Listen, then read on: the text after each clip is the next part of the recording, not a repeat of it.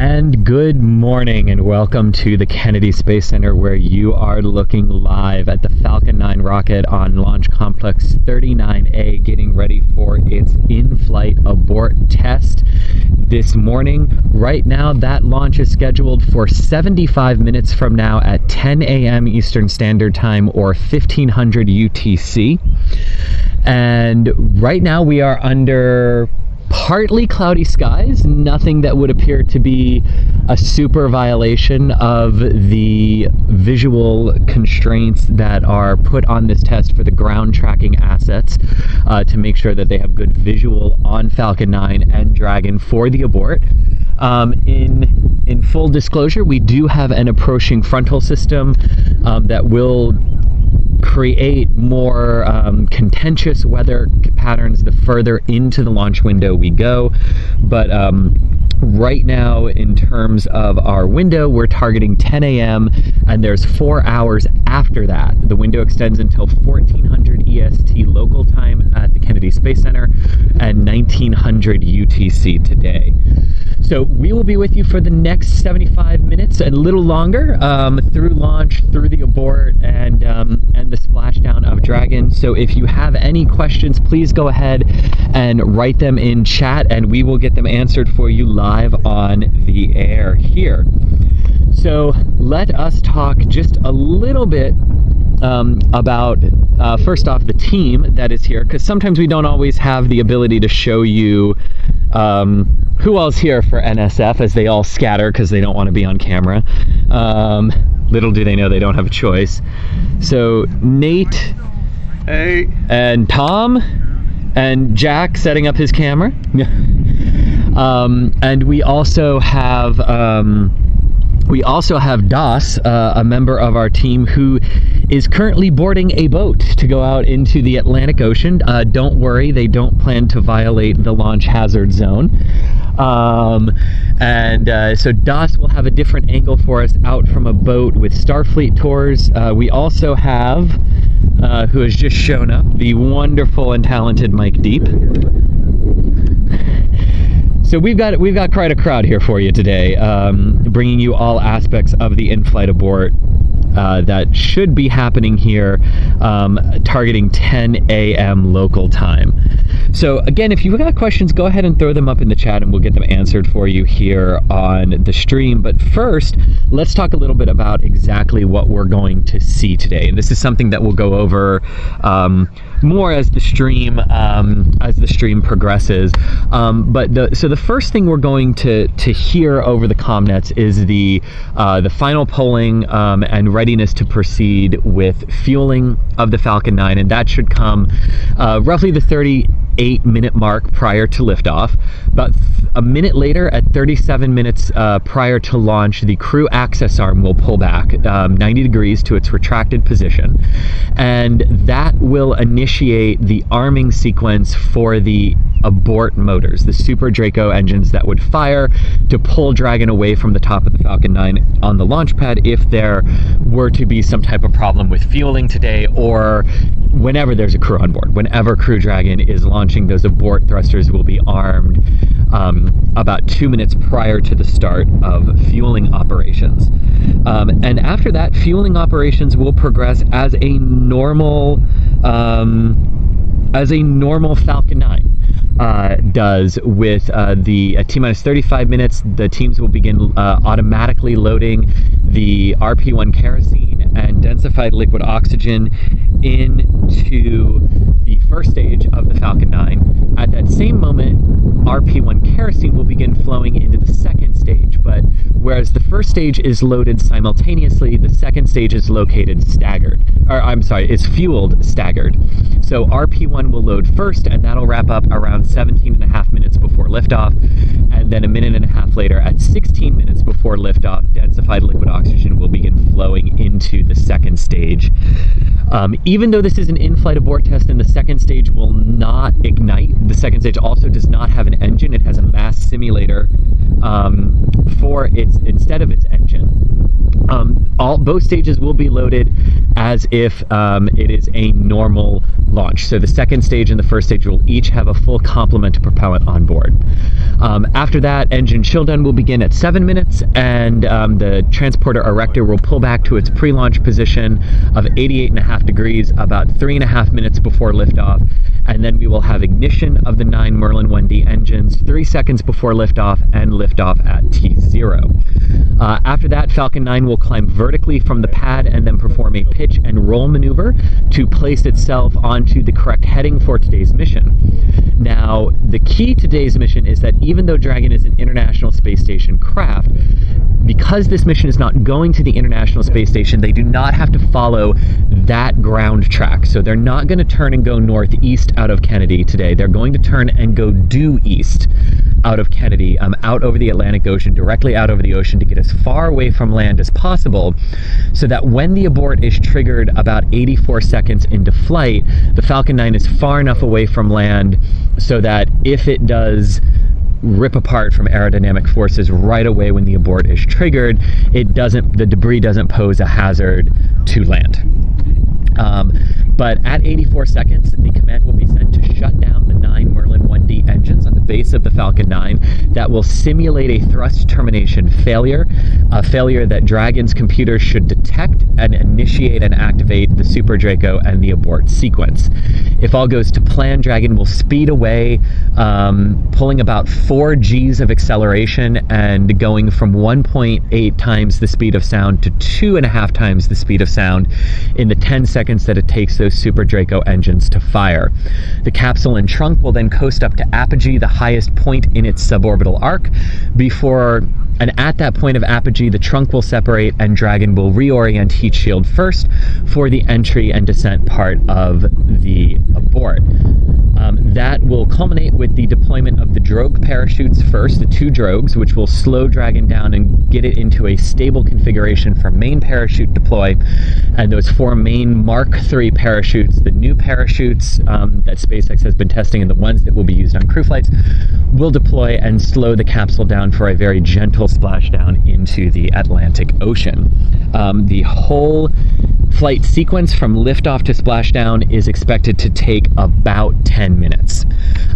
It's unclear from us here whether we will actually have good visibility to see the parachute deploy sequence. We hope we will, but regardless, we have DOS out on a boat in the Atlantic Ocean, about 20 kilometers out to sea. So he's about 20 kilometers from the pad and about 10 to 16 kilometers away from where Dragon is expected to splash down. Of course, they are outside the exclusion zone, so they won't have a problem with that, but we should have good video regardless, either during the live stream or after the fact of the parachute deploy and landing sequence. So that's what we can expect today. So hey Tom, still going? Yep. Okay, how much time? 1 minute 6 seconds, or 1 hour 6 minutes. An hour and 6 minutes away from liftoff. We are still counting down. So what we should be listening for on the net is the technical readiness poll. That should be coming about the hour mark before launch. But one thing with these SpaceX countdowns is even if we don't hear stuff over the net, if the clock is still counting, it means everything's on track. It means everything's good, because quiet countdowns for SpaceX are what we want to hear. And we will be able to bring you some of that audio live, more so than we normally do, because it's a NASA provided number and a NASA flight for this mission. So let's start taking some of the questions that you guys have been posting into the chat on YouTube. If you have any questions, go ahead and throw them up. Even if you feel like the question may have been asked, or if you're nervous about asking the question, go ahead and ask it. I guarantee you other people are wanting to ask as well. So please go ahead and ask your question. So the first one we have here from Benjamin Wolski is there a robotic arm pressing the abort button, or is the abort being triggered from flight control? That's an excellent question. So the abort is pre-programmed. So the Falcon 9's onboard flight computers are programmed to shut the 9 Merlin 1D engines down 84 seconds into launch, right about the moment of maximum aerodynamic, the point of maximum air stress and mechanical stress on the rocket. It's the most difficult portion of the flight sequence in which to abort. So That's why they are doing it here, because if they do the abort here at max Q and everything goes perfectly, max Q is the moment of maximum aerodynamic pressure. If they do it there and it all goes great, then that gives the confidence and the data that it can happen at the less stressful points in flight as well.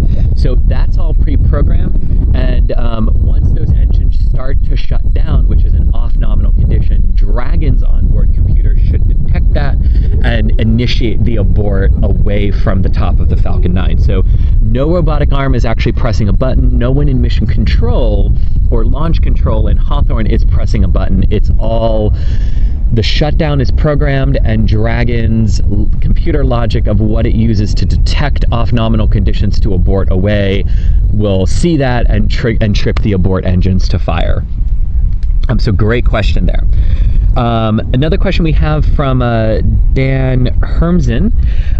If fueling is started, you can be pretty sure the launch window is not extended anymore, right? Or can they still hold?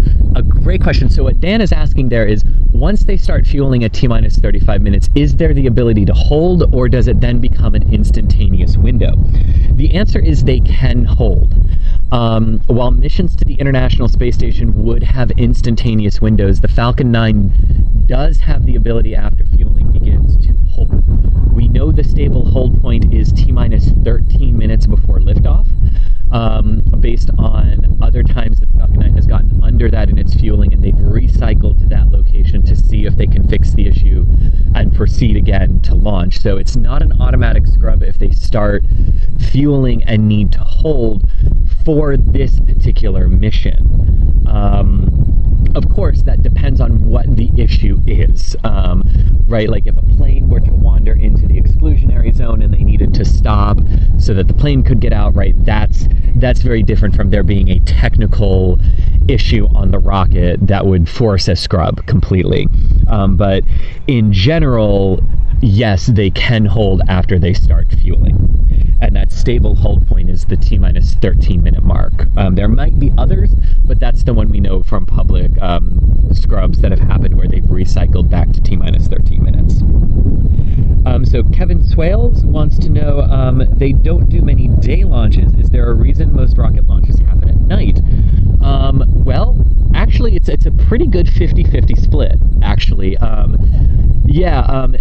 The launch times are all dictated by different things, right? So a lot of the geostationary communication satellites that SpaceX launches and that other nations launch, it's all based on where they're going in geostationary transfer orbit, at what point do they have to get into full geostationary orbit to become active, and once you have that number, once you know that, because of where they're going in space, you work backwards on the timeline to the launch site, and that gives you your launch time. So a lot of the comm satellites that we launch here from Florida for other nations end up being nighttime because of where those satellites are going and at what point they have to get there at the local solar time over their particular area.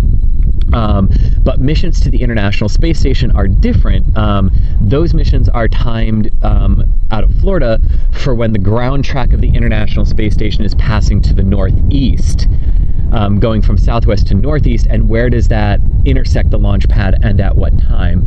And there's no control over that. So that's how we get the 1:32 and 15 seconds in the morning launch windows for some station missions versus 3 o'clock in the afternoon for others. It's simply when is the space station passing over the launch site that day that you're trying to launch.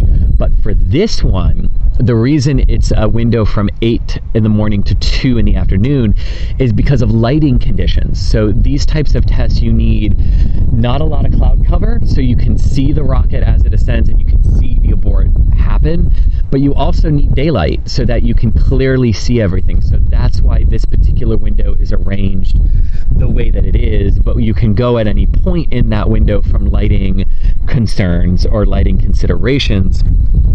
So that's what gives us our launch window today. So I hope that made sense for you.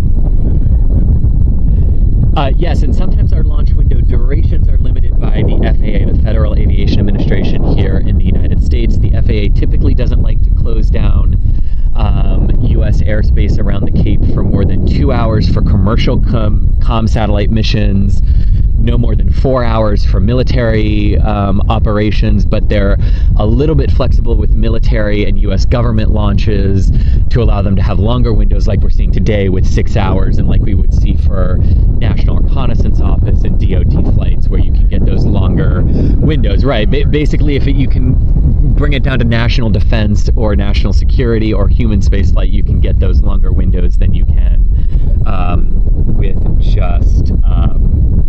just regular communication satellites that are going up.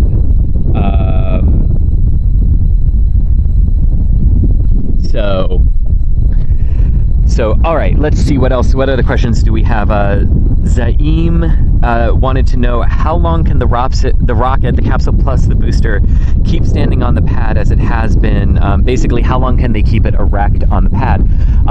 I don't believe there is a timing issue with that.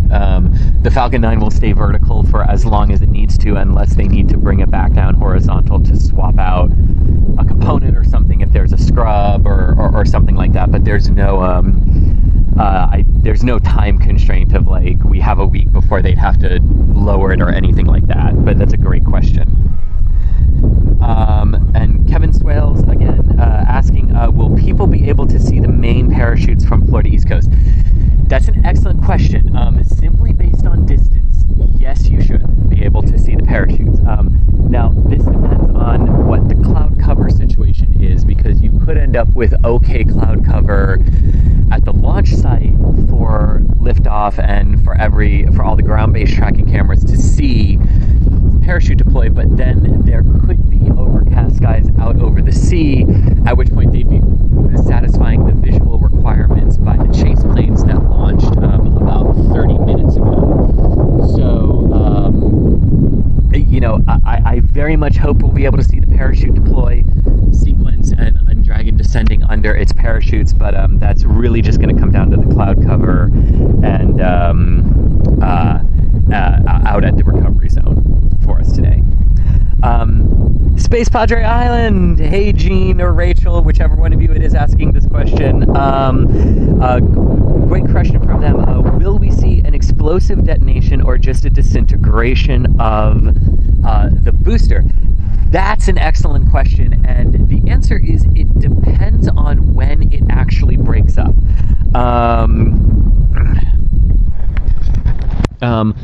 On when it actually breaks up. If it breaks up sort of instantly as Dragon aborts, they do expect some kind of conflagration as the propellants mix and ignite.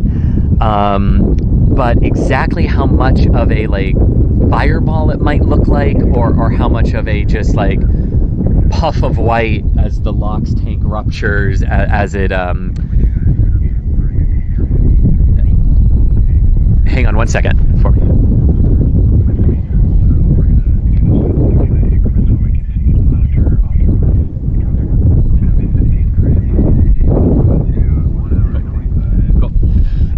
So they are still no-go for weather and violating weather constraints in the downrange recovery zone. So they are pushing 30 minutes to 10:30 a.m. local time or 15:30 UTC. And what they were saying over the countdown net is this will now be the operation that we are in until we get good weather conditions everywhere. We will push at 30-minute increments at about the 45-ish minute or about the hour limit out. We'll push at 30-minute increments.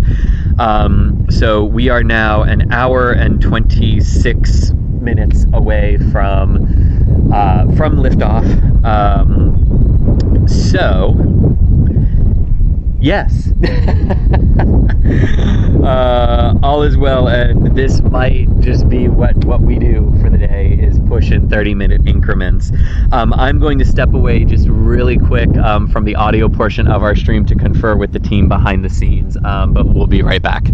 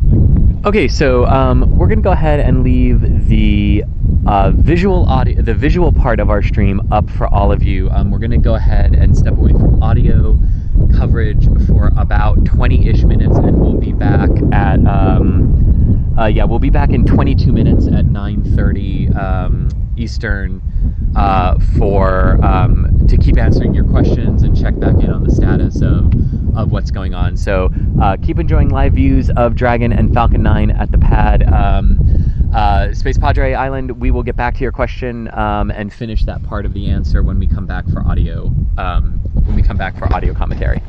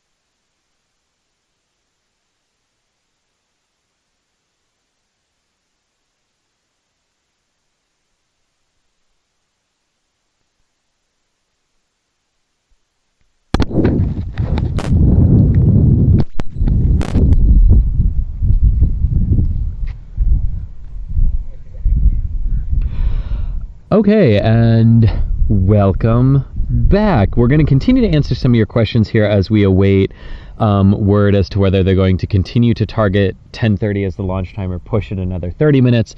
So we figured while we wait for that, we're going to go ahead and get some of your questions answered again. So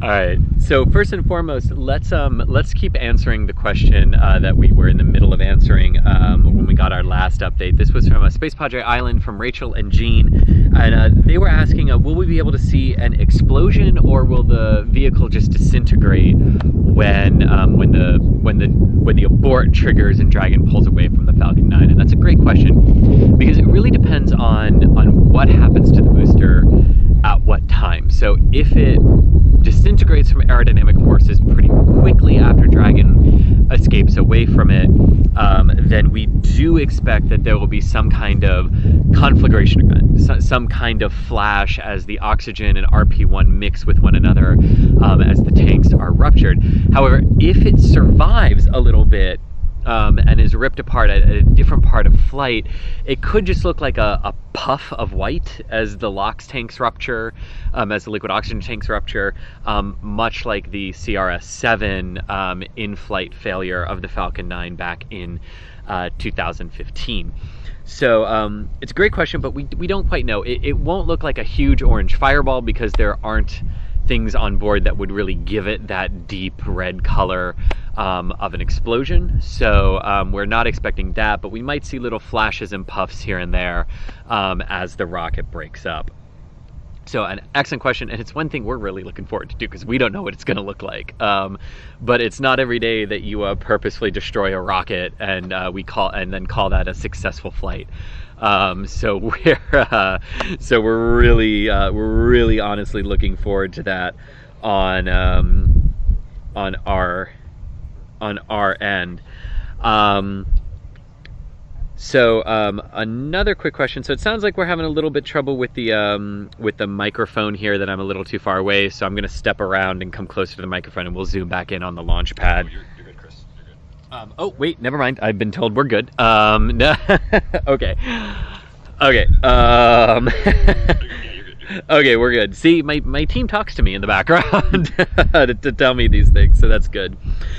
And following on from Jean and Rachel's question, we have another one that if Falcon 9 were not to be ripped apart by aero forces, will they let it fall into the Atlantic, or will they use the AFTS to blow it up?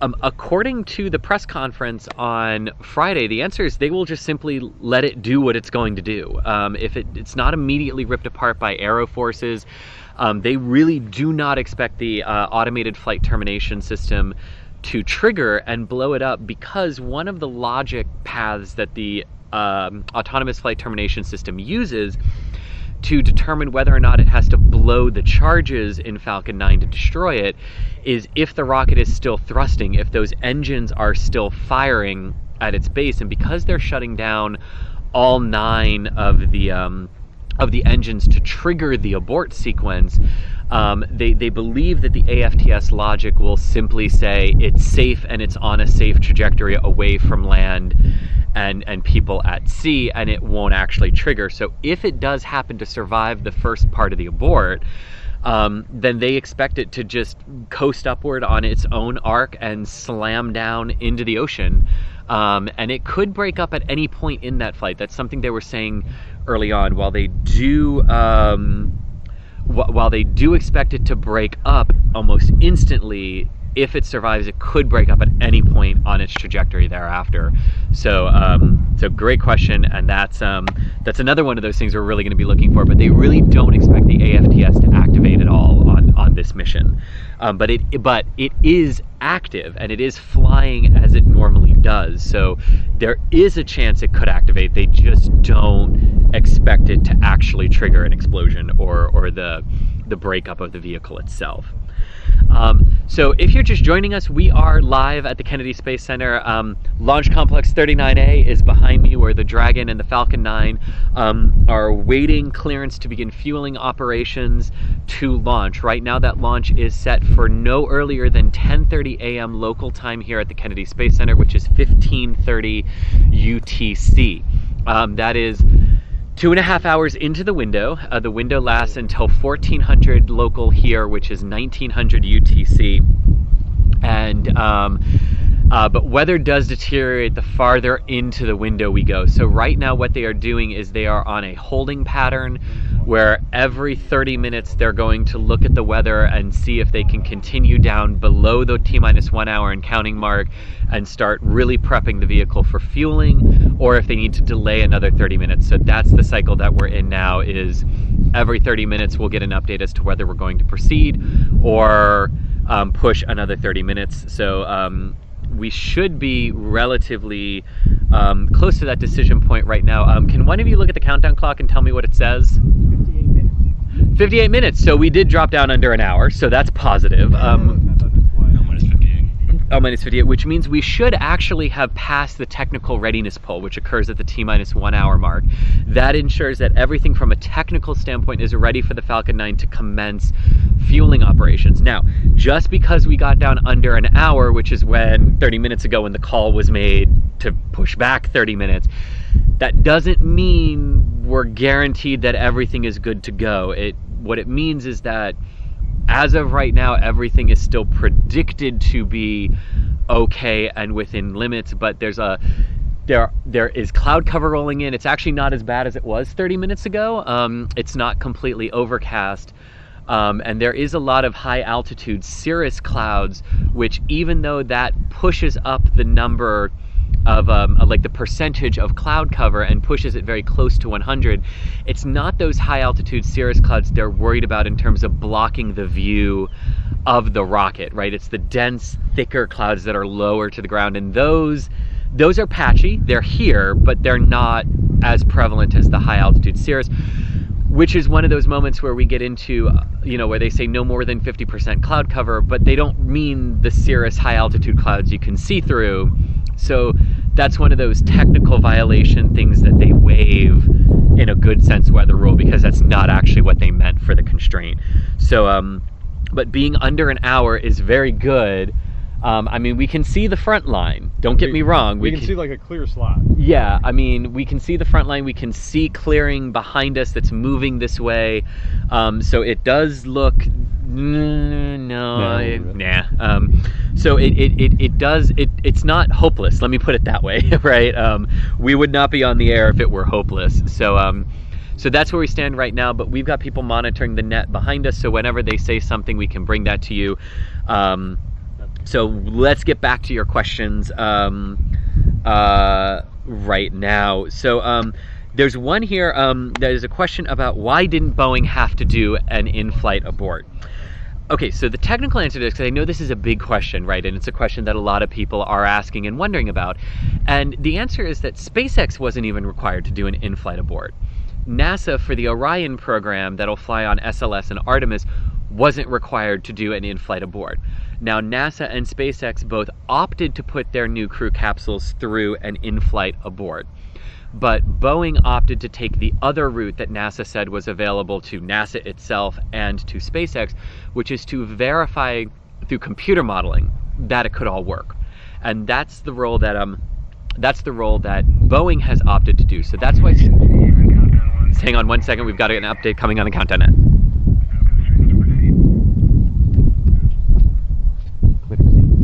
All right, what we really wanted to hear, clear to proceed, clear to proceed. So we are proceeding down to a launch at 10:30 Eastern here at the Kennedy Space Center, 15:30 UTC.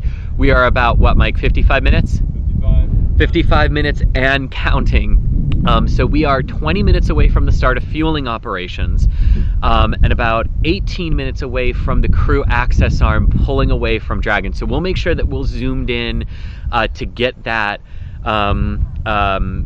view for you, so you can see how the arm pulls back and away from Dragon from this angle.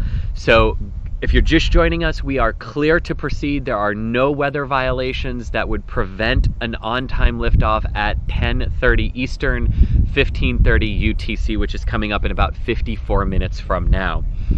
So as we continue, let's get back to your questions, and let's get some of your more questions answered. If you have questions, throw them up in the chat. Even if you think the question's been asked before, ask it again. We'll answer it again. I've got my team sending them to me right here. Go teamwork. So if you think it might have been asked, if you're nervous about asking a question, please ask, because I guarantee you there are others who are wondering the exact same thing as you are, and we're here to answer them for you. So let's keep going with this. So how many engines out on a Falcon 9 are required to trigger an abort? That's a good question. We know that the Falcon 9 can still reach a normal orbit in the event of a single engine failure. We actually had that demonstrated back, I believe it was the CRS-3 cargo resupply mission to the International Space Station, where one of the 9 Merlins had a rapid unscheduled disassembly during flight, and the other 8 kept operating, and it still got Dragon into orbit just fine. The Crew Dragons are a little bit heavier, but the Falcon 9s have also been upgraded. But it's a good question that we can ask actually at the post-launch press conference today, if we launch today, is would a single engine failure in flight trigger the abort system? It's a great question, because even though Falcon 9 could continue on, that might be part of the design logic of protecting the crew. So that's a great question that we don't have the full answer to, but we'll aim to get that for you at the post-flight news conference later today, as long as we launch. Diver Dan wants to know, how soon after abort does Crew Dragon jettison the trunk? It's about a minute and a half after the abort. So they will so Dragon and the trunk will separate together from the top of the Falcon 9 and coast up to apogee. And it's at the apogee, the highest point in the suborbital arc, where the trunk will separate and Dragon will reorient itself. And that's about a minute and a half after the abort is triggered. All right, let's keep going with your questions. Again, if you've got them, throw them into chat, even if you think they've been asked before. And it can be about Falcon 9 in general. It can be about Dragon in general, the commercial crew program in general. It doesn't have to just be about In Flight Abort. If you've got a question about anything space related, we'll aim to answer it for you. So Caden Burns wants to know, how are we going to see anything if the clouds are so bad? Well, it's a good question. So there are visual flight rules in play today, sort of like we've been talking about, where they need to have less than 50% cloud cover, but they've also deployed long-range tracking assets and air cameras on, what are those planes called, Mike? The W-57s. These are the long-range tracking cameras that are mounted to airplanes so that they can get above the cloud limit. That can satisfy your visual flight rules. There are also the recovery boats downrange that have cameras and video equipment on them to monitor the splashdown of Dragon. So even if the ground cameras here at Kennedy can't keep track of it throughout the entire portion of flight, there are other ways to satisfy your visual requirements for this test, which they have deployed for this. So it might be a little disappointing to the general public if we're not able to see the parachutes deploy because it's behind a cloud or something from the ground, but the biggest point is that, can the tracking cameras still see it? Can the various tracking assets still see it? And will that give you all the data, the visual data that's needed? And as we heard just a few minutes ago, we're good on all those visual rules. So we on the ground might not be able to see the complete flight, but the cameras will be able to, and that's the most important thing. But it is separating close enough, and those parachutes are deploying close enough to land that if the clouds aren't blocking it from our view, we should be able to see that. We won't be able to see splashdown because it'll be over the horizon because of Earth's curvature from us, but we should be able to see it until it's very close. Tom picked up what I was putting down there with the curvature of the Earth. So we won't be able to see it splash down just because of how Earth curves, but we should be able to see it for most of the descent if clouds are not in the way. Pascal Schubert, I hope I said your last name right, wants to know, how does Dragon pitch downrange during the abort? Does it have to do with throttling? I assume you're asking about like once the abort engines trigger and it fires itself away from the Falcon 9. So yes, in addition to its Super Dracos, it has attitude control thrusters that are also firing to maintain Dragon's correct orientation so that it's flying in the trajectory that it should away from the Falcon 9 to get away from it, to prove that it could in the event of an actual failure in flight, not the simulated or triggered failure we're doing today. But yes, so it's a combination of Dragon's onboard maneuvering thrusters, the Super Dracos, and those fins on the trunk. Those 4 fins that jut out from the base of the Dragon's trunk aren't just there for aesthetic purposes. They are there for aerodynamic and support capabilities for that. So that they will also assist in a passive way in terms of keeping Dragon stable as it flies away from Falcon 9, as its Super Dracos are firing. And then again, after those Super Dracos shut down, those fins are really there for that stabilization in flight through the atmosphere before it is jettisoned. So great questions, and keep them coming, guys. They're sending them to me. So these are awesome questions. Keep them coming for me. What's our time check? Because I can't see our overlay. 48 minutes and counting, so that's about 10 minutes away from crew arm retract, 10 minutes away from the go, no go for fueling poll, which is the next major milestone, and we'll make sure we're zoomed in on that. So can one of you like tag me when it's like 40 minutes? Yeah. Okay, cool. So we make sure to do that. Awesome, thanks guys. Reminder, propellant load and launch go, no go polls open. Please indicate your readiness on step 55.6. And actually they're polling right now for readiness for fueling, so that... Response from launch control, M1D, RC, mission manager, FRC, CE, and ABI. Okay, so they are actually polling right now their go, no go for fueling poll. Now, unlike all the other polls that we hear from NASA, United Launch Alliance, and Northrop Grumman, this is not an audio poll. So there's nothing to actually listen into as console operators say go or no go. It's all automated. So console operators are literally just pushing buttons indicating whether they're go or no go for propellant load. So at this point, what we expect to hear in the next few minutes is confirmation from the SpaceX launch director that we are go for the start of fueling at T-minus 35 minutes. So once we have that, we will bring it to you, but they are doing the go, no go for fueling poll, which is a very, very good sign. All right, let's keep going with your questions as we wait to hear that answer. Oh, and since this is a NASA feed, we can let them listen to it for that.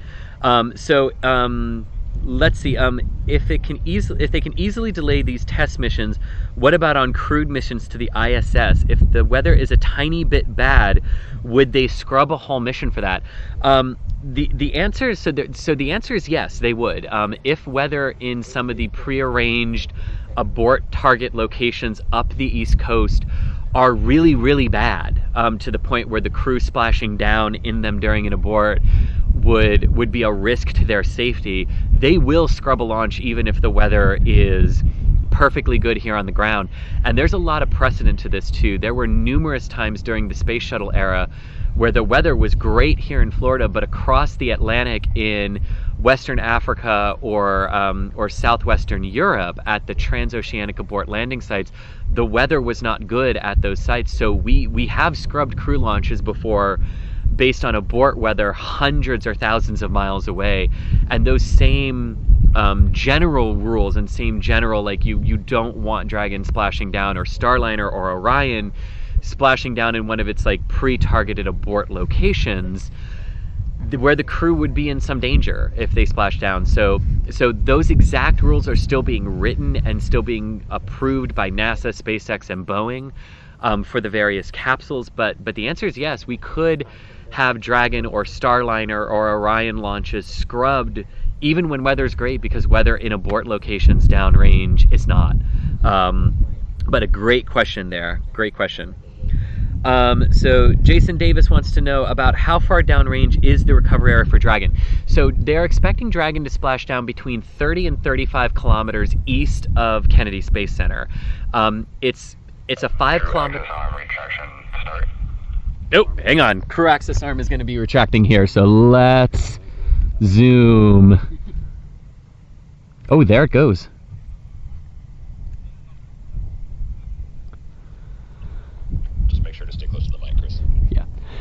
So that crew access arm is retracting away. That's a bit early in the. That's 44 minutes and counting. So that's a bit earlier in the countdown than they were saying yesterday. So obviously you can see like there's wiggle room in exactly when some of these events can start that aren't critical ops like fueling. Launch track countdown, propellant load, and launch go-no-go poll is complete. Teams ready for crew access arm retract, propellant loading, and launch. Reminder on hold and launch escape protocol. For non-urgent no-go conditions, brief CE or LDNA will approve aborting the launch auto sequence and proceed to launch abort. For urgent issues affecting the safety of the operation, operators shall call hold on the countdown net. Launch control will abort the auto sequence immediately and proceed to launch abort auto. Operators advise the launch director whether there's a risk over structural breakup or fire or occurring per Dragon manual escape flight rules. A reminder on fire alarm instructions here in firing room 4. In the event of a fire alarm, key operators listed below will remain at their post while the alarm is evaluated. In the event that personal safety is threatened, evacuate to the south-facing emergency exit, which leads directly outside.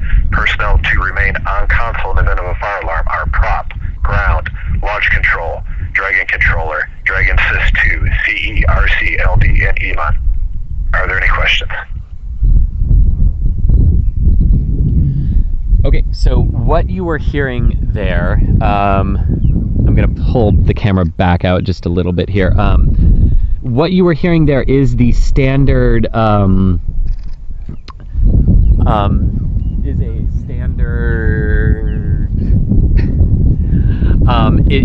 the standard notifications that are sent out to the launch team about what to do if the need to abort the count after the start of fueling arises. What you were also hearing is because they are located in firing room 4 here at the Kennedy Space Center, right by the vehicle assembly building, is what to do if there's a fire alarm that goes off in the building, right? Obviously you don't want all your console operators rushing out if it's a false alarm, especially if you're in a very critical operation like fueling. So so that's what you were hearing over the net. Those are all very standard call outs and reminders that happen during every single launch countdown. We're able to bring them to you today because it's part of the NASA launch audio loop that is public for everyone to listen to, but it's what we get to hear too on some of the SpaceX feeds for the satellite missions that they launch as well. So crew access arm is retracted. We have a go for propellant loading. Prop load will begin at T-minus 35 minutes. And it will start with the fueling of RP1 kerosene and densified liquid oxygen together into the first stage. RP1 kerosene load into the second stage will also start at 35 minutes, but that will be a solo fueling operation that will wrap about 17.5 minutes before liftoff, and that will be followed by stage 2 liquid oxygen load at 16 minutes. So as we keep going, if you're just joining us, I'm Chris Gebhardt, the Assistant Managing Editor of NASA Spaceflight. Crew Dragon and Falcon 9 are on the pad behind me. We have a go for fueling operations and a launch at 10:30 a.m. Eastern, 15:30 UTC, about 42 minutes from now. If I'm doing my math correctly, 41 minutes from now. And this is big because the weather was the huge question today, but right now there are no weather constraints. That does not mean that that won't change. It could change. So all it means right now is that everything looks like it will be good to go at 10:30 when they lift off. For the 84-second flight of Falcon 9, shortest planned flight of a Falcon 9 rocket, but the entire test sequence from liftoff to Dragon splashdown after its in-flight abort will take about 10 minutes, and we will be live with you here. We have Saber standing by in our production office, ready to switch the stream to the NASA and SpaceX visuals should we lose it with our camera here. So as we always do here on our launch live streams, we're providing you one-stop shopping. You don't have to go anywhere. If we should lose the rocket with our camera, we will switch very, very quickly and instantaneously to the NASA or SpaceX feed. So you will have you will have a good experience with no interruptions and the full launch and splashdown experience for Crew Dragon. And the launch escape system is armed. So even though we're not planning to trigger the launch escape system until the 84-second point in the flight, That system is now armed on Crew Dragon, just like it will be when Crew is actually on board for their missions up to the International Space Station. Dragon and Falcon 9 are not like the other launch vehicles where they're fueled hours before liftoff, and then the crew goes to the pad with a fully fueled rocket and boards them. The crew is actually loaded into Dragon prior to Falcon 9 fueling, and then the launch escape system is armed so that if any problem occurs during fueling that results in the immediate need for the crew to get away from the pad, the abort system engines will fire in an on-pad abort and yank Dragon away from the top of the Falcon 9 for a safe splashdown in the Atlantic Ocean about 2 kilometers offshore. Following the same procedures that they always do and treating this as if there were crew on board, even though there aren't, and treating this as if this were an actual launch to the International Space Station, again, which it's not, they're going through all of those processes exactly as they will play out on launch day, and that's why they have armed the launch escape system already. So let's keep going with some of your questions here. I'm trying to find where I was in that last one. What is the approximate? Okay, the next question in the list that I hadn't gotten to yet is what is the approximate Starlink launch schedule for 2020? 23 Starlink launches. So 23 times 60 is how many Starlink satellites they are planning to throw up on Falcon 9s this year. Basically, they're aiming for one Starlink launch every 2 weeks. I believe right now we have media accreditation out through Starlink 4 or 5 or something like that, and they just launched 2. So 3 is coming up actually on Tuesday. Starlink Operational 3. Right now, 48 hours after this one launches, Starlink, which is on the opposite pad, on pad 40, will launch about noon. Right around noon, 11:59, 12 noon on Tuesday, so 16:54, 1700, thereabouts UTC time. So that is the Starlink, the ambitious Starlink schedule for this year. Daniel wants to know, so after today's test, when will the Crew Dragon be certified to carry? Tanks setting up for prop load. Okay, so the tanks are getting ready for propellant load? Yep, so that's all very good. And exactly what we want to be hearing and seeing right about now. So our question from Daniel is, after today's test, when will the Crew Dragon be certified to carry?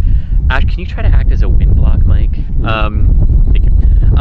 When will the Crew Dragon be certified to carry astronauts? So this is the last major test before NASA will sign off on the Crew Dragon being certified to carry the first 2 crew members on the crew demo flight, known as Demo 2. That is not the same as the full certification to start carrying astronauts routinely. That certification will not come until after the Demo 2 crew flight is complete. So it's sort of a 2-step certification process. And the reason for that is NASA wanted to first verify that the system was ready for the test crew that will fly it. In this case, Bob Bankin and Doug Hurley will be the 2 astronauts on board Dragon for its crew demo later this year. And then after their mission is complete, that's when the whole system gets its final review and gets that certification overall to carry crew and proceed to the quote-unquote regular crew rotation flights of Dragon to the International Space Station, which are formally known as the post-certification flights or post-certification missions. But within that, even though Dragon might be overall certified to carry crew, just like Starliner and just like Orion will be certified to carry crew overall, it's still going to be a mission-by-mission basis. Does everything meet the safety requirements? Does everything meet the crew standards?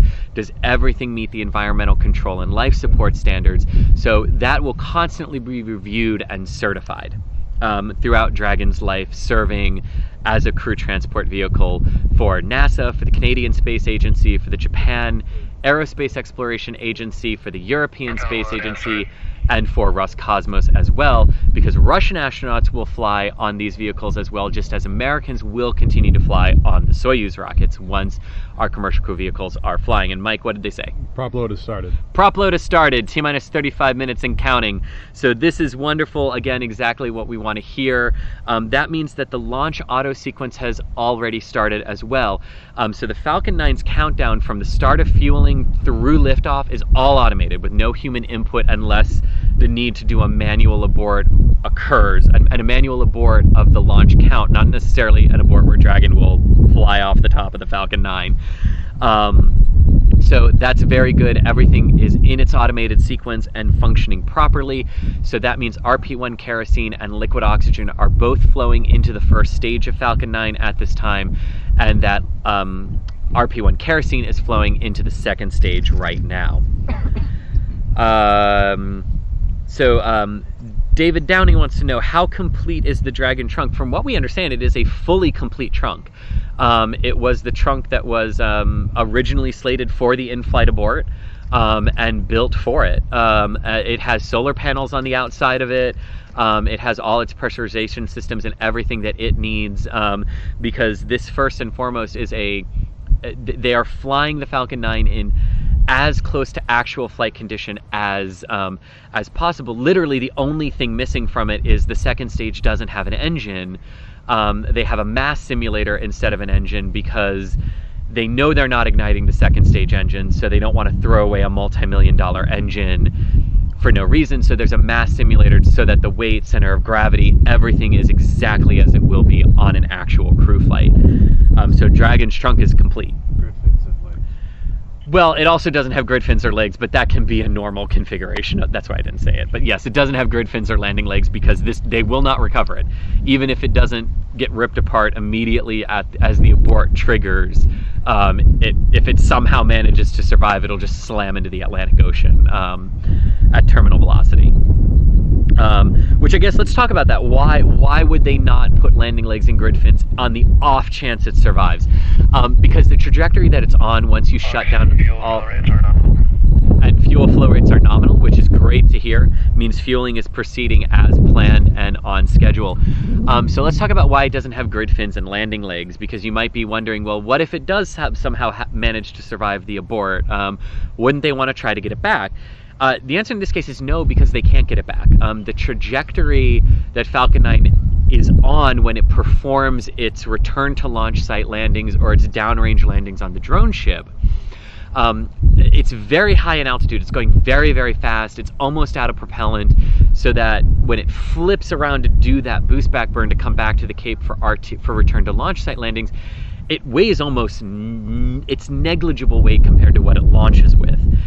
And the trajectory is also designed to permit that. Cutting the engines 84 seconds into flight and letting it free fly for a few minutes, you can't then restart the engines that low in the atmosphere, in that dense lower atmosphere, and expect the rocket to survive. You also have the problem of the second stage is still on top of it. And when the second stage is not controllable, when the first stage is not controllable with lit engines, you can't get that clean separation that you do at upper altitudes when you're almost in a vacuum. So no matter what, there was no way to recover this booster. So in that regard, they're not going to put grid fins and landing legs on it and needlessly throw away equipment that can be saved and used on other Falcon 9s as well. But a cool thing about this rocket, so this is the first Block 5 booster. This is booster 1046 that launched Bangabandhu. First Block 5 to fly. It first flew from LC-39A on that inaugural Block 5 mission, and it's taking its fourth and final flight from the same launch pad. So that's a nice, cool coincidence, and a nice bookend to the fate of the first Block 5 booster. The other cool coincidence that's occurring this week is that the first stage booster that will launch Starlink on Tuesday is the same Falcon 9 booster that launched the first Crew Dragon mission, Demo 1, almost a year ago in March of 2019. So we're saying farewell to the first Block 5 booster, but a good synergy with Dragon and the Crew program is that the booster that launched Crew Dragon back in March of last year will be used to launch the Starlink mission in 2 days' time. Stage 1 cryo-helium load started. Okay, and helium load for pressurization is underway on stage 1, which is awesome. And again, exactly what we want to hear, everything progressing right as we want to hear. So B. Wilson 4Web wants to know, are all the hydrazine propellants burned during the abort to reduce/eliminate the risk of the capsule when the crews go to approach it once it has splashed down in the ocean?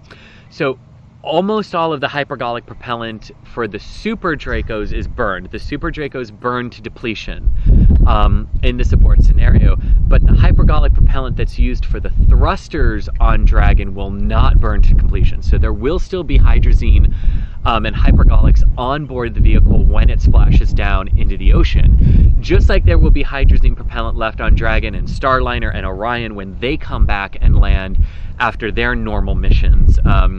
6 months to a year being in space. But to ensure that the recovery crews are safe, they have sensors on the outside of Dragon, that they have sensors that the crew takes with them out there to do what are called sniff checks. For those of you who remember the space shuttle program, and maybe we can link a video to this in the chat on YouTube, but when the space shuttles would come back to land, they had hydrazine and hypergolic propellants still on board too, and crews could go out with little things that looked like microphones with windsocks, and they would put them up next to the vehicle and call them the sniff test to make sure that it wasn't leaking any hydrogen. And the same thing will happen with Crew Dragon, with Starliner when it comes back, when Orion comes back, as just part of the standard safety procedures to make sure that it's safe for the recovery crews to approach en masse. Right, and it's not just abort scenarios, that's normal end of mission. They've been up for 6 months because you always put a little more propellant on board for the thrusters than you know you're going to need, so you got backup in case anything happens, and you end up needing that. But a great question there. So another question that we have, they said there were test dummies on board. What kind of sensors are on those? So they are, so primarily they are G-force sensors, temperature sensors, pressure sensors, basically the sensors that they need to know what will the crew actually experience in the event that an abort actually triggers with crew on board. So those test dummies that are on board help validate G-force loads on the crew, temperature, how joints react to the abort as the engines fire and Dragon or even Starliner or even Orion speed away from their failing rockets. So those are the types of sensors that are on board to really get that concrete data on what would a crew experience if they were on board when one of those aborts were to happen. Of course, we really hope that never happens, but as the Soyuz MS-10 crew launch in October of 2018 showed us, we hope to never rely on those abort systems. These abort systems are things we can't generally test in advance. We just kind of have to assemble them and hope they work in a fraction of a millisecond if needed. And what the Soyuz abort showed us was that abort system worked within a fraction of a millisecond to save the crew of MS-10, but also that all the validation that went into that bore out as to what the crew would actually experience G-force wise when the abort triggered on Soyuz. So that's exactly what we're testing here, to gain that data so we know if we ever needed this system to actually fire during a Dragon launch, that the crew will be safe no matter when in the abort sequence it happens. And of course that goes back to, why are we aborting at 84 seconds? Why are we aborting at the moment of maximum aerodynamic pressure or stress on the rocket? And that's because that's the most difficult time to safely and successfully abort away from the top of a rocket. So if it works today, and you can prove, just like NASA did with Orion back in July of last year when they did Ascent Abort 2, triggering those aborts at max Q, if you can do that successfully and everything works, then you know the system will work at the much less stressful periods of time during first stage or second stage flight.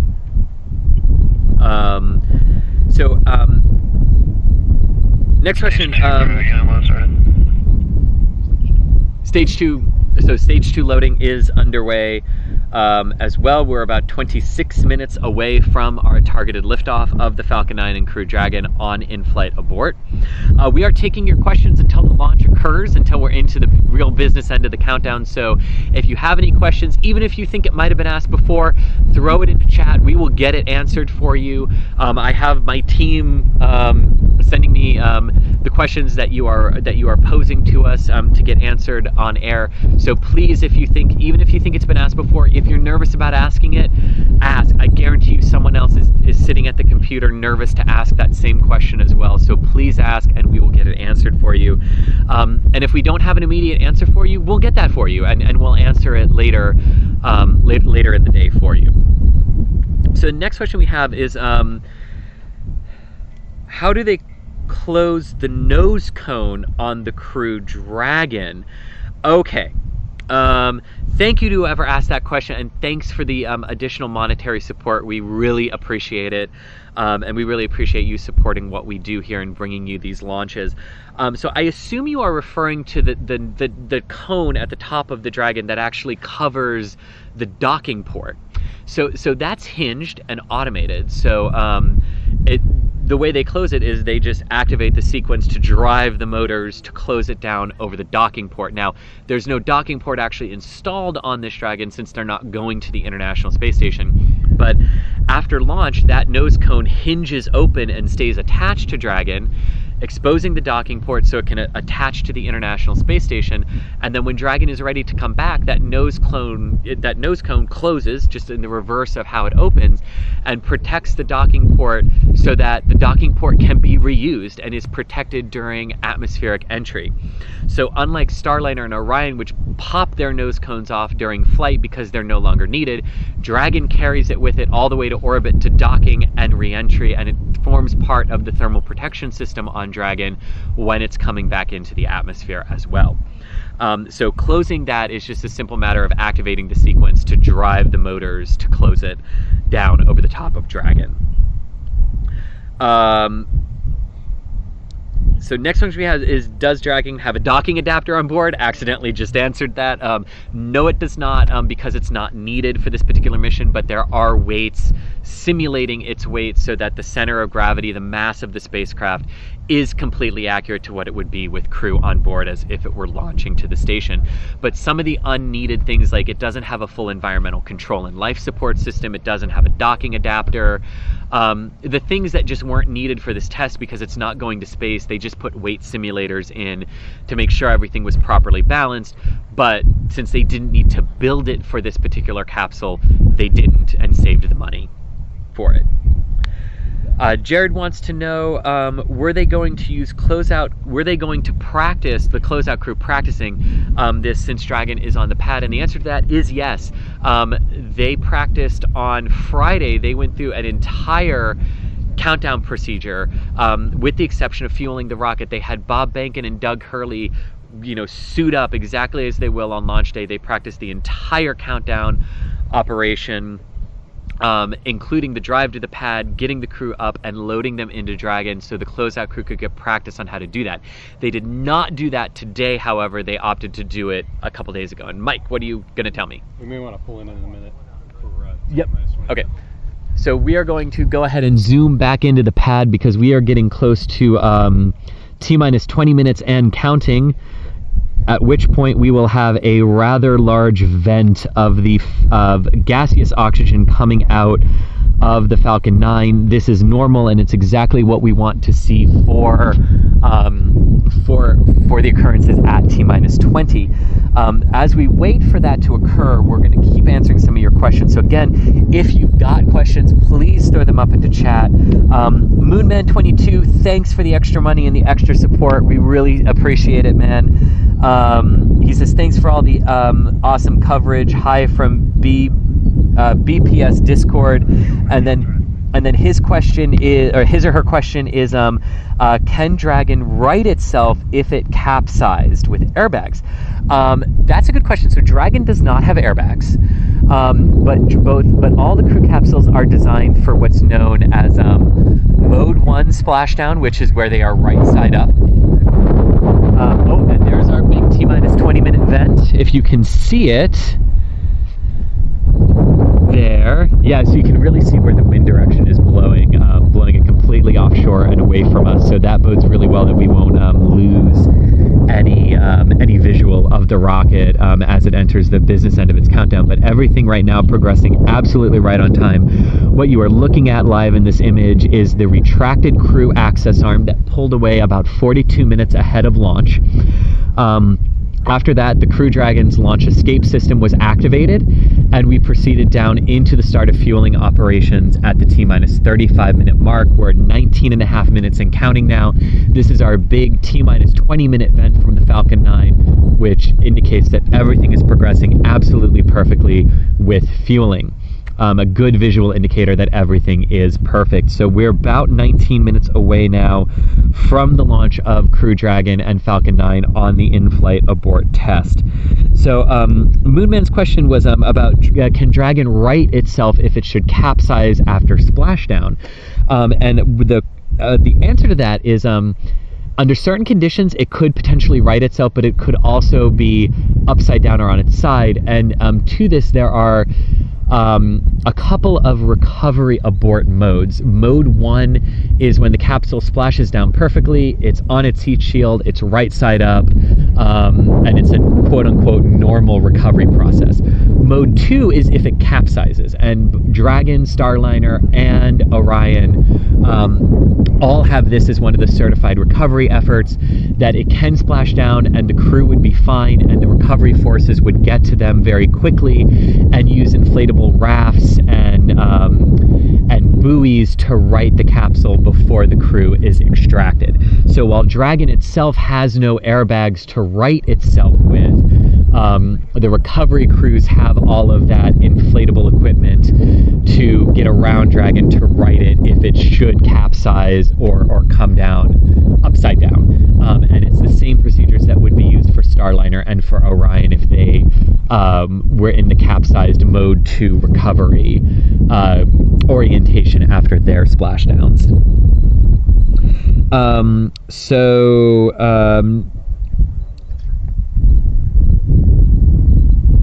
Cool. So with that, so awesome. So I'm going to step away just really quick. The stream's going to stay live. I'm just going to step away so I can take a drink and rest my voice for a little bit, and then we will be back in about 5 minutes and be with you through liftoff. Again, if you are watching our stream, I'm just going to step away from commentary for just a quick minute. Stream will stay live, and if you have just joined us, you do not need to go anywhere to watch another stream or anything. We've got Saber in our production office who, if we lose Dragon on our camera here, will switch to the NASA or SpaceX feed very seamlessly for you, so you will continue to get full coverage of everything through Splashdown, because we will not be able to see Splashdown from here. So you don't need to go anywhere. We provide you with one-stop shopping here at NASA Spaceflight for all our launch coverage.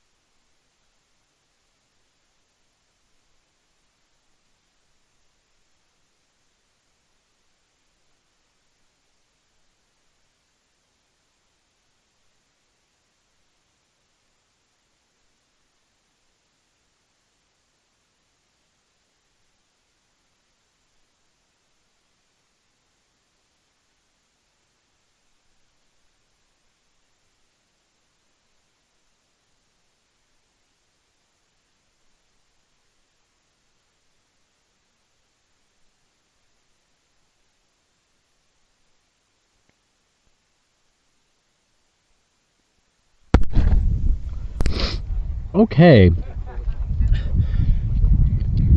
So if you have just joined us, we are about 12 minutes away from the launch of SpaceX's In Flight Abort with their Crew Dragon spacecraft for its In Flight Abort test mission. So really, just to go over once again what we're going to see here is we're going to have two different views for you. One is the camera that we've got here, which will take us to the initial moments of liftoff. And when it gets a little bit farther away and harder to see from us here on the ground, we're going to switch our visual stream over to SpaceX's webcast. So you guys get to see all the super up-close images that they've got from their long-range tracking cameras, and I'll continue to provide the audio of what we're seeing and what overall is happening.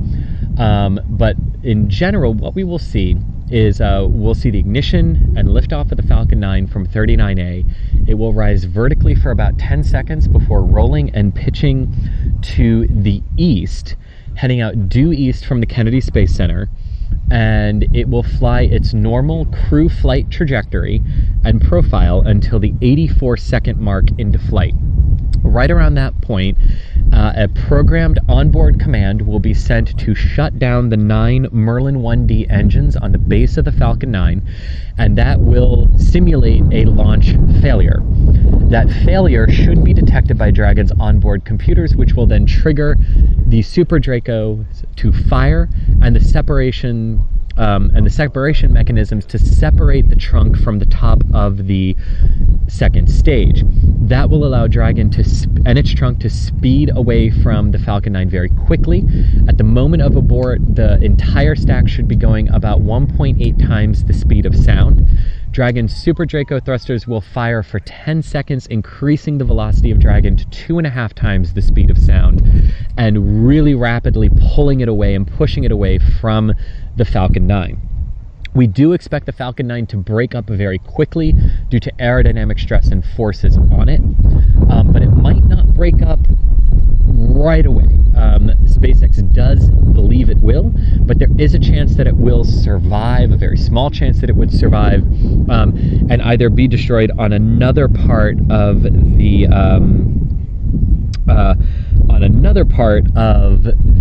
trajectory, or on the real off chance survive intact until it impacts the Atlantic Ocean.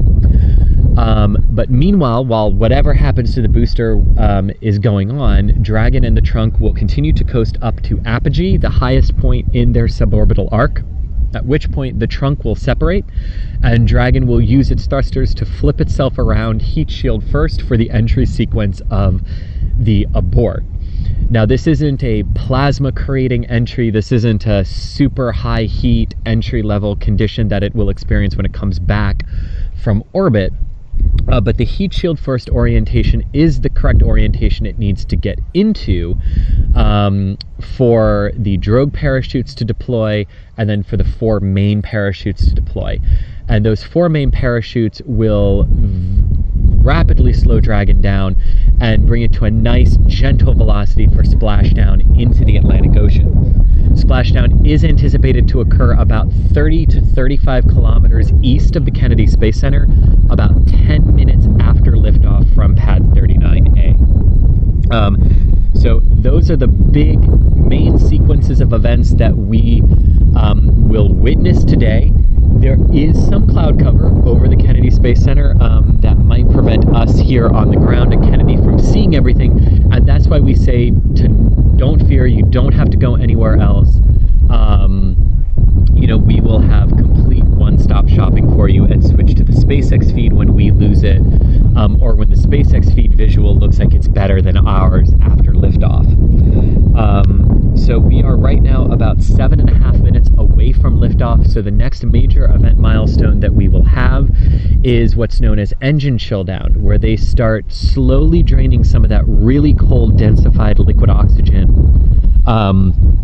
down into all 9 Merlin 1D engines to properly thermally condition them ahead of engine ignition. Basically, you don't want ambient air temperature engines to suddenly be shocked by super cold cryogenic propellant at those engines properly conditioned ahead of time. And that has begun. We just heard over the launch net.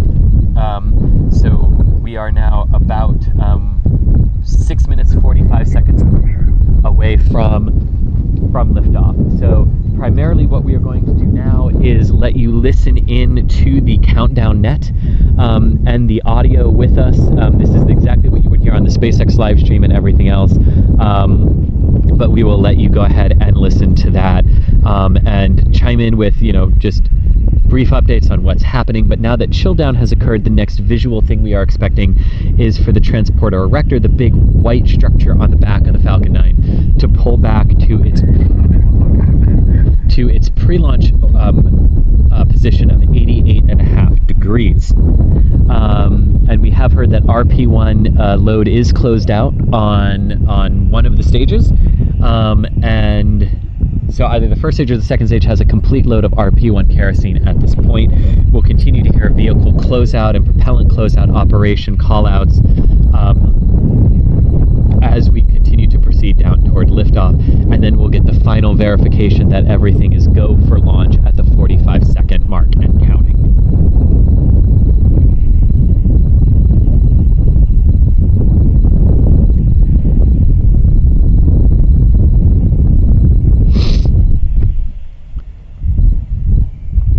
So again, we are about 5.5 minutes away from liftoff now, and you're looking at a live view of the Falcon 9 on pad 39A at the Kennedy Space Center. This is, of course, the final major test for SpaceX before they begin ferrying astronauts to and from the International Space Station.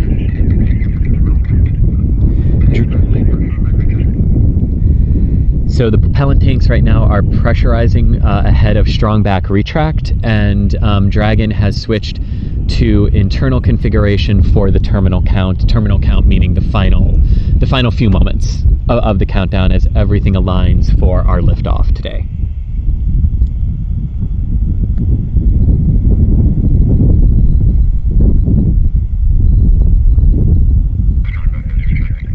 Strong back is retracting at this point from 90 degrees to 88.5 degrees.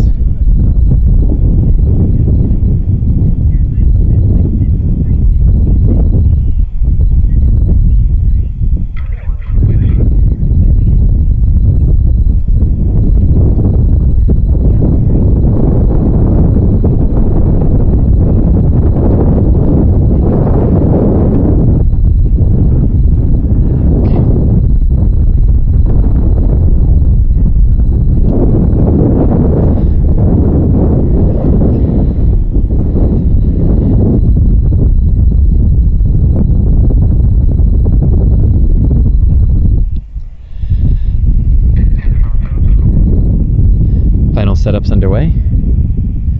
Again, exactly what we want to hear.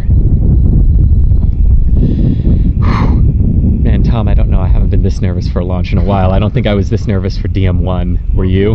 Well, at least if it breaks up, it's on purpose.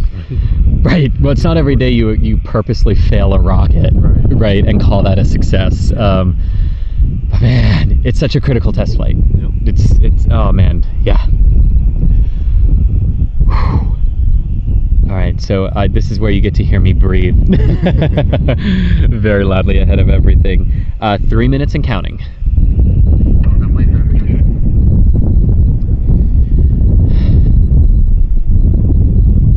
Or I'm sorry, stage 1 locks, liquid oxygen. Cool, Dragon's on internal power. And sorry, I misspoke. 3 minutes 45 seconds to go. Or 2 minutes, sorry, 2 minutes, some odd seconds to go. 2:30. Yeah.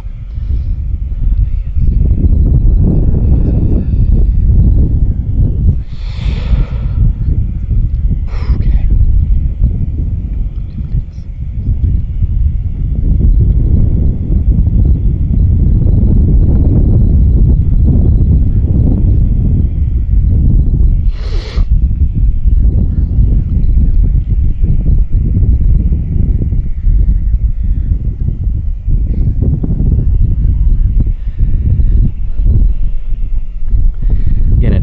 Falcon 9 is fully fueled for flight. Both the first stage and the second stage have full loads of liquid oxygen and RP1 kerosene. Even though they will not be igniting the second stage at all, it is still fully fueled for flight. And that's our final vent of gaseous oxygen that's boiling off from the tanks of the Falcon 9. That's exactly what we want to see at just the right time.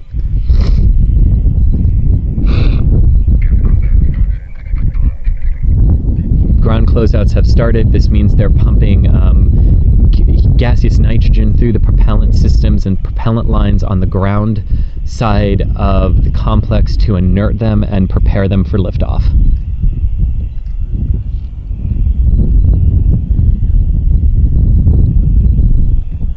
One minute to go. Coming up in about 10 seconds, we should have the Falcon 9 and Dragon are go. Standing by for the final go verification for liftoff.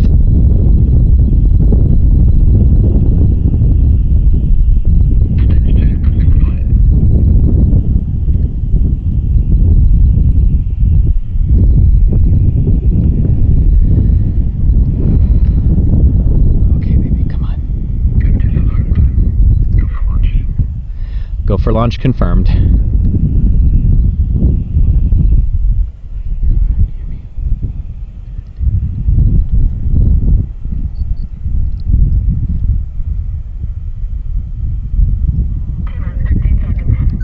15 seconds and counting. 8, 7, 6, 5, 4, 3, 2, 1. Oh, baby, come on. Woo!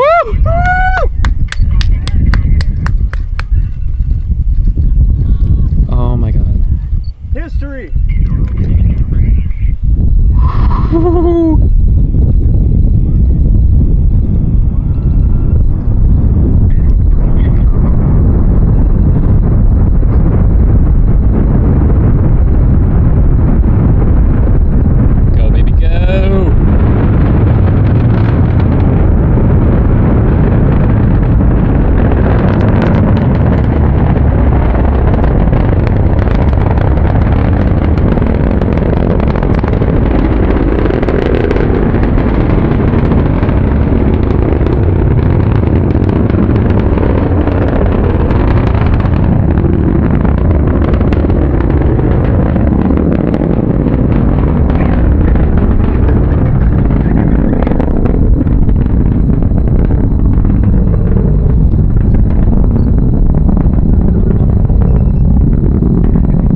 Dragon is through the clouds from us.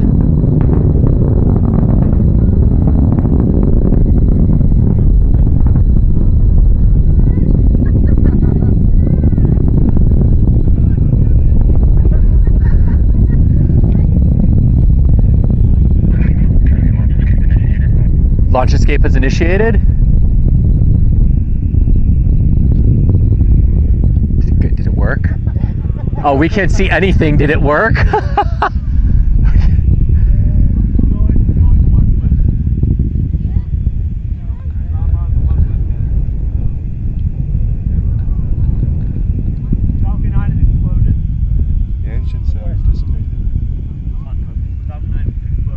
Okay, it looks like Falcon 9 disintegrated on the webcast.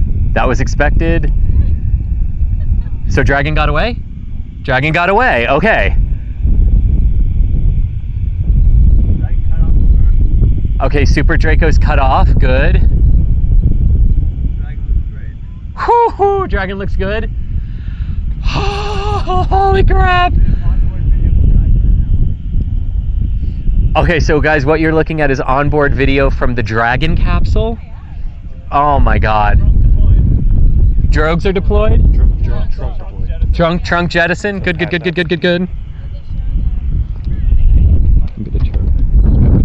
Okay.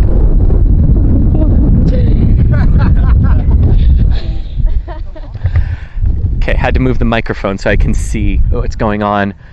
All right, so Dragon successfully escaped away from the Falcon 9. The Falcon 9 disintegrated shortly after the Dragon abort initiated. What you're looking at is onboard camera views from the Dragon capsule itself. and a long range. Whoa! Oh, we just heard it blow. Nice. Oh, there it is. There it is. There it is. Oh! There it is. Oh, yeah. Oh. Oh my God! Holy crap. That's got to be the my Falcon. That's the God. Falcon, right? I hope so. Oh, it's falling fast. That's falling fast. That's got to be the remnants of the Falcon. Yeah. I'm looking for. Well, let's keep an eye on there, see when the drogues. Or- What is that? Oh my God. Okay, I keep. Okay. All right, we're watching something. So we watched part of the Falcon 9 that survived the breakup, slamming down at terminal velocity, and you can hear Everyday Astronaut yelling in the background, which is awesome. All right, here comes Dragon. You can see Dragon on your screen, oriented properly, heat shield down, nose cone up. So we're standing by for the deployment of the drogue parachutes, which will start to slow Dragon down and stabilize it. Oh, you can see the water coming up. Oh my God, you can see the water. You can see it where Falcon hit the water. Holy crap. Oh, this is so cool. Oh, this is so cool. Sorry, we're looking at different things. You guys are watching the Dragon capsule as it continues to come down, waiting for drogue chute deploy. We at the press site could see the Falcon 9, that's the part of it that survived, slam into the water. That was so cool. Look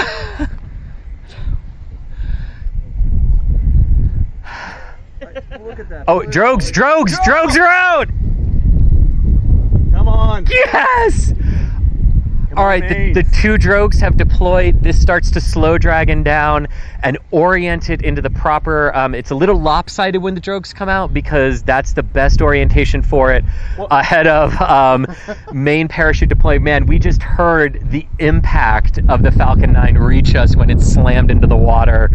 This is so cool. Oh my God. But the drogues are out. That's good. Standing by for the mains. 5.5 minutes since liftoff. Okay, so it's right about on the timeline. Look at that cloud out there, though, from where Falcon impacted. Oh, there come the mains. Here come the mains. 4 mains. They're not tangled. That's good. Come on, unfurl. Come on. Unfurl. This is fine. The fact that they haven't unfurled yet is fine. Starting to billow. 4. Yes! Yes!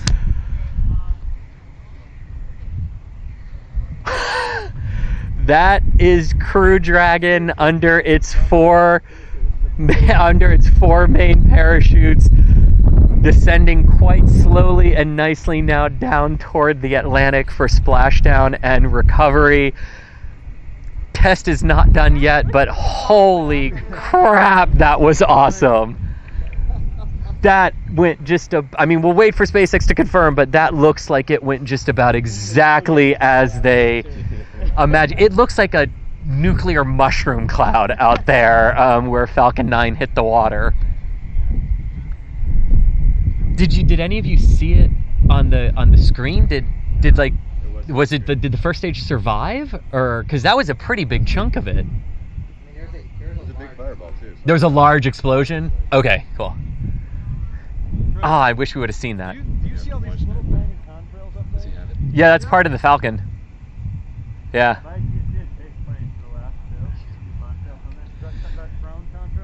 So Falcon 9 is too far downrange and behind clouds. We can't actually see it descending under parachute. Dragon, what did I say? You said Falcon 9 again. Oh, Falcon, sorry, Dragon descending. Whew, man, it was a long time waiting for that. But yeah, so to recap what you saw as we wait for splashdown and confirmation of that in the next couple of minutes, Falcon 9 lifted off from pad 39A at 10:30 Eastern, 15:30 UTC. About 84 seconds into flight, the Merlin 1D engines were commanded to shut down, simulating a failure of the launch vehicle. Dragon visually detected that perfectly, fired its Super Dracos, got away from the Falcon 9 before, I didn't see it, but a lot of people were saying on the screen you saw a very large fireball. Dragon got away, Super Draco's fired, trunks separated, the drogues deployed, it's on its main parachutes, coming back down. Again, the reason we're so happy is this is such a critical test for SpaceX and for NASA before the Falcon 9 and Dragon can begin carrying crew. If this test data-wise went as well as it is, we are probably just a few months away from Demo 2. And Bob Behnken and Doug Hurley climbing aboard Dragon and launching to the International Space Station. Oh, unbelievable. But it's hard to describe, like, so it was completely behind a cloud when the abort triggered, so we didn't see the abort, we didn't see the conflagration, the flaming, or anything like that people were describing as and Splashdown! Splashdown! That's a success. According to the clock, it clocked at almost exactly 9 minutes at Splashdown, and there is Dragon and there go the recovery crews in their little boat, zooming out toward Dragon. Oh my God, absolutely incredible. Whew. But what you didn't see on the webcast, but what we saw here is a large chunk of the Falcon 9 survived that breakup. And we saw it plummeting down, clear as day, into the Atlantic, heard the impact of it, and you can still see the cloud out over the Atlantic from where the Falcon 9 slammed into the water. That was unreal, guys. I can't wait to run inside and watch the replay. That's what I want to do now. This was absolutely amazing. Again, you know, it looked like it went perfectly. We have to wait. We'll have the post-flight news conference coming up in about 2 hours. Once we have a solid time for that, we'll let you know, and that will be the confirmation of when we'll get confirmation of a full success and what they saw today. I want to try to see, Saber, if you're listening to this, if we could come back to the live view here from my camera. You can kind of see it. There's an anvil-shaped mushroom cloud type thing that I'm focused on out there, and that is where the Falcon 9 slammed into the Atlantic Ocean, and whatever part of it exploded and made it, or didn't explode and made it through that is the cloud that formed after it hit the water. So, it was supersonic when it hit the water. Yeah, my God. I'm also getting an alert that that Falcon 9 triggered my car alarm. Yes, so that was probably me that everyone was upset with. Hooray! Not the weirdest thing that has ever.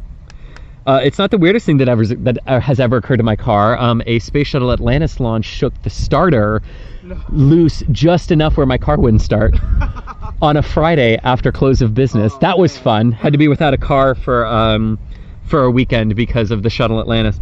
But anyway, guys, that was absolutely incredible. Thank you all so much for joining us on our live stream. If you have not already, hit please subscribe to our channel and turn on notifications. We promise we don't spam you with anything. All the live streams and all the videos that we put up are of really cool and important advancements and achievements in space exploration. So please give us a follow on there and help support what we do in bringing you these launches and these commentaries live. Until then, I am, oh my God, they're showing me a picture of what it looked like on the live stream of when Falcon exploded. Oh my God, if you guys saw that, that is amazing. I cannot wait to go watch the replay of that. But until then, if you asked a question in the stream and we didn't get around to answering it, please feel free to send me that question at ChrisG_NSF on Twitter, and I will endeavor to get that answered for you. Until then, and until, well, 2 days from now when Starlink launches, which we'll have a live stream for that as well. But until next time, I'm Chris Gebhardt, Assistant Managing Editor of NASA Spaceflight. Thank you so much for joining us for what looked like an incredibly successful in-flight abort test for SpaceX and the Crew Dragon.